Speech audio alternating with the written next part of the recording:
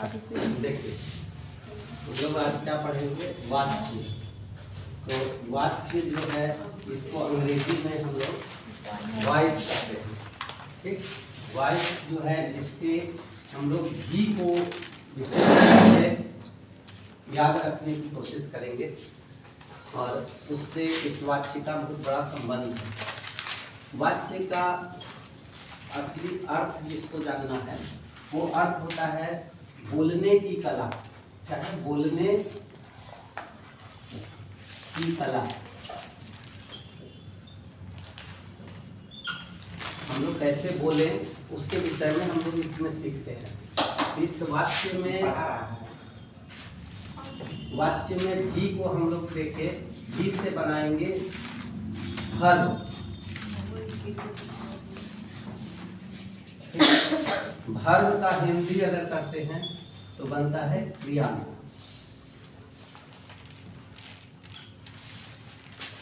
इसके भेद में अब हम लोग चलते हैं। इसके जो भेद हैं, 3 भेद हैं।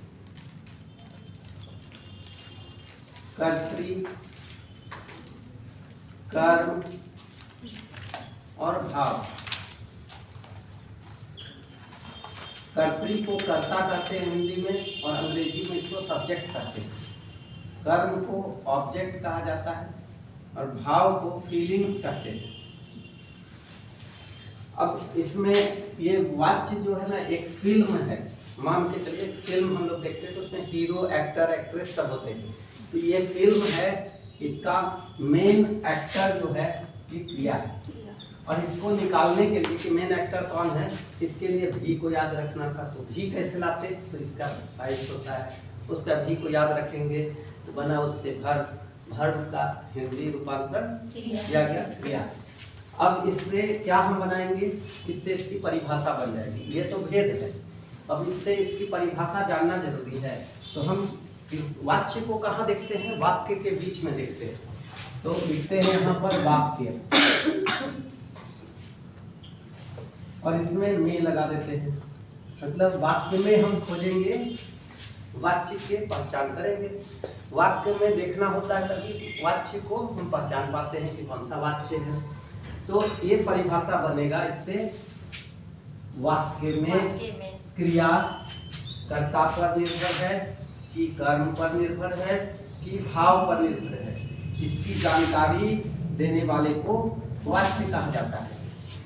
ये हुआ इसकी परिभाषा। वाच्य की परिभाषा जब हम लोग देखते हैं तो वाक्य में क्रिया कर्ता पर निर्भर है कि कर्म पर निर्भर है कि भाव पर निर्भर है, इसकी जानकारी देने वाले को वाच्य कहते हैं। ये क्रिया इसकी वाच्य की परिभाषा हो गई। और इसके भेद में आते हैं तो इसके 3 भेद हैं। इसके भेद को तो हम देख लिए, लेकिन इससे संबंधित वाक्य को पहचानेंगे कैसे। तो उसको पहचानने के लिए याद रखना होगा कि यह सकर्मक और अकर्मक 2 तरह के वाक्य होते हैं।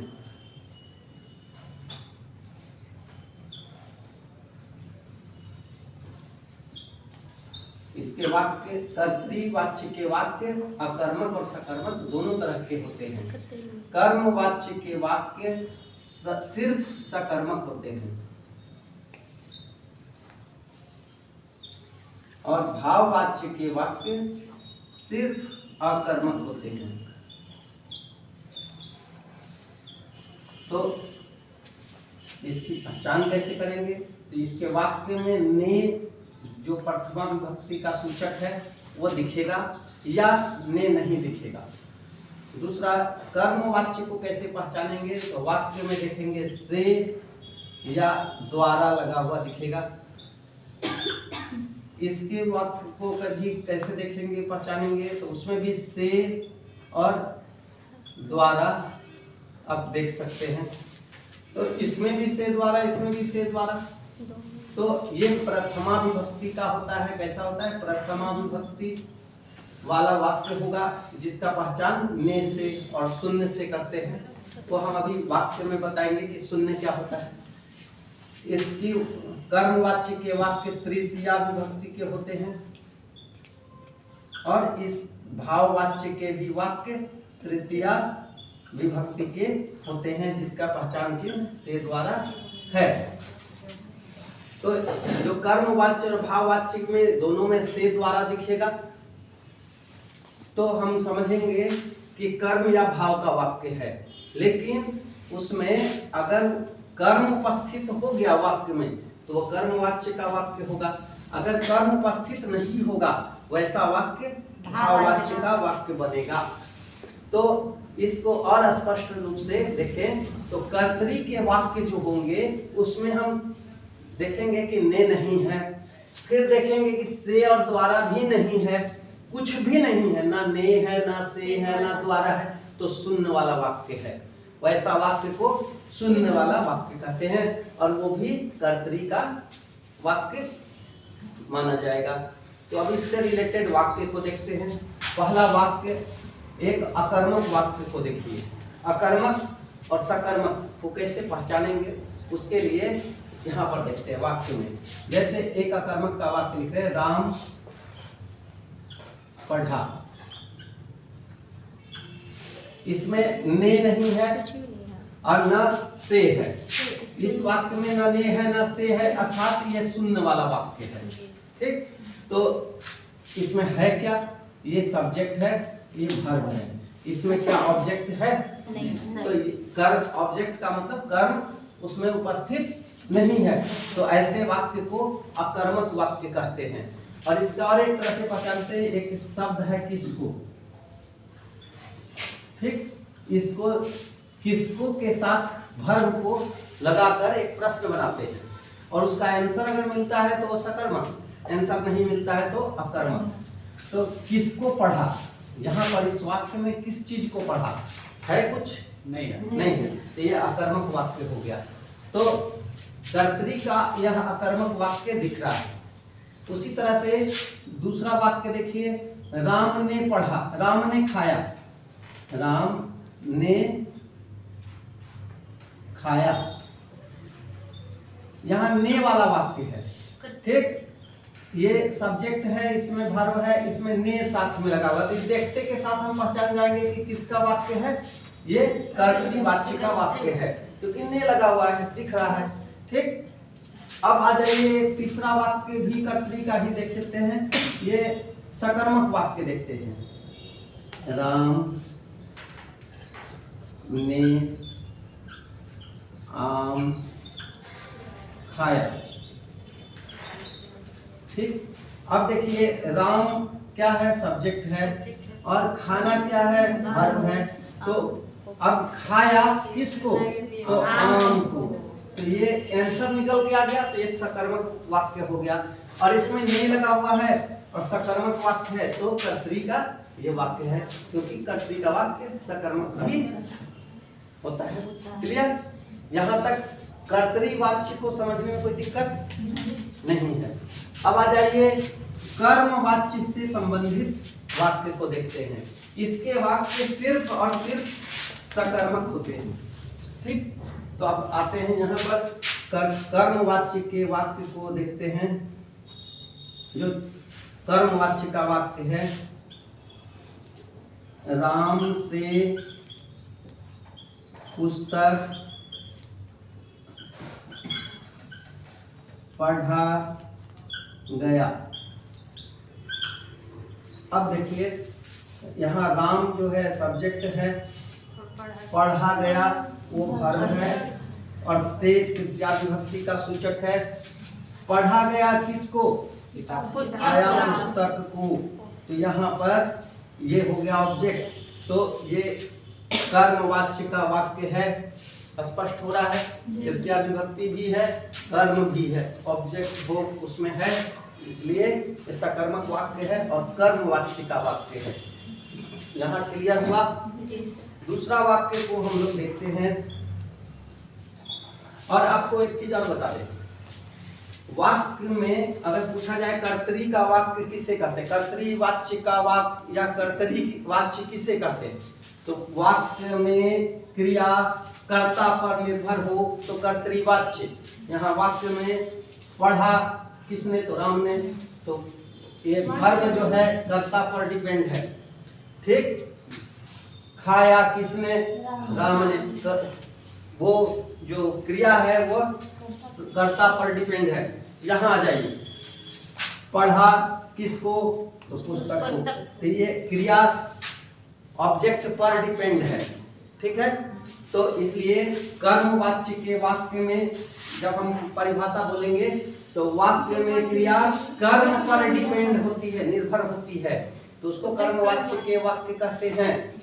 यहाँ पर हम दूसरे वाक्य को देखते हैं, गीता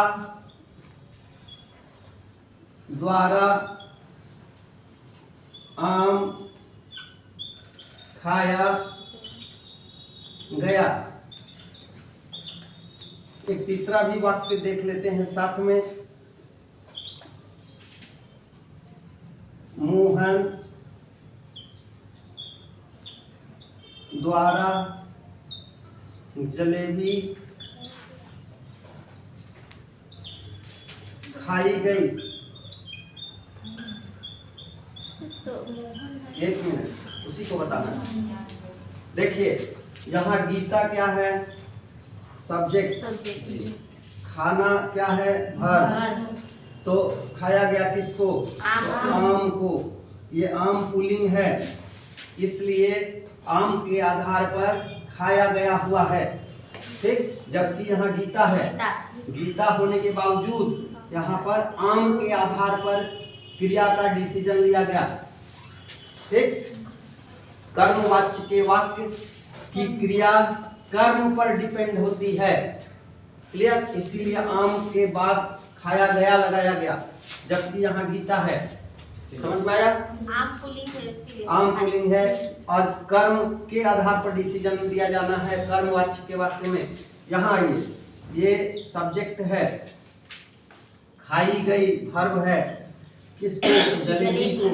तो जलेबी क्या है? स्त्रीलिंग, और इसके आधार पर खाई गई लगाया गया, क्रिया का डिसीजन लिया गया है।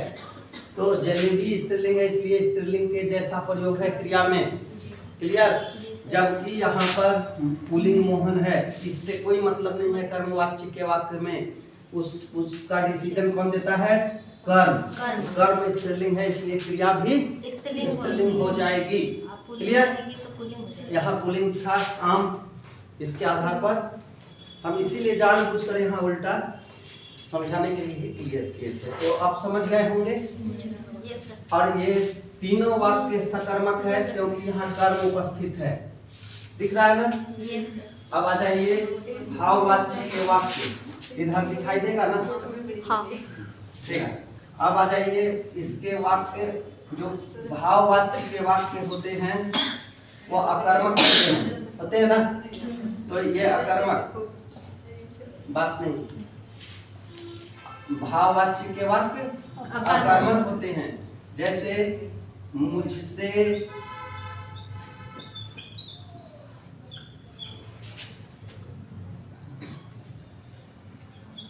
चला जाता है, ठीक है। अब देखिए मुझसे क्या है? ये सब्जेक्ट है, और चला जाना क्या है? वर्ब है। इसमें इस वर्ब के अलावा और कुछ है क्या? से तृतीया विभक्ति के लिए है, इसमें ऑब्जेक्ट है? नहीं है। तो यह अकर्मक वाक्य हो गया ना? और इसमें तृतीया विभक्ति भी है, अकर्मक वाक्य होना चाहिए, तृतीया विभक्ति होनी चाहिए भाववाच्य के वाक्य में, क्लियर। उसी तरह से गीता द्वारा कर देते हैं, गीता द्वारा पढ़ा नहीं जाता। तो इस वाक्य में हम देख रहे हैं कि गीता क्या है? सब्जेक्ट है, और पढ़ा नहीं जाना वर्ब है। इसमें द्वारा तृतीया विभक्ति के लिए आया है, इसमें कर्म है नहीं। तो तृतीया विभक्ति हो और कर्म उपस्थित नहीं हो तो कैसा वाक्य कहलाता है? भाववाच्य का वाक्य कहलाता है। यहाँ तक आप लोग समझ गए? इससे रिलेटेड और किसी के मन में कोई प्रश्न? तो वाच्य में आपको इतना ही जानने की जरूरत है। इसके बाद होता है परिवर्तन सीखना होता है, तो उसको हम अगली वीडियो में आप लोगों को बताएंगे। धन्यवाद।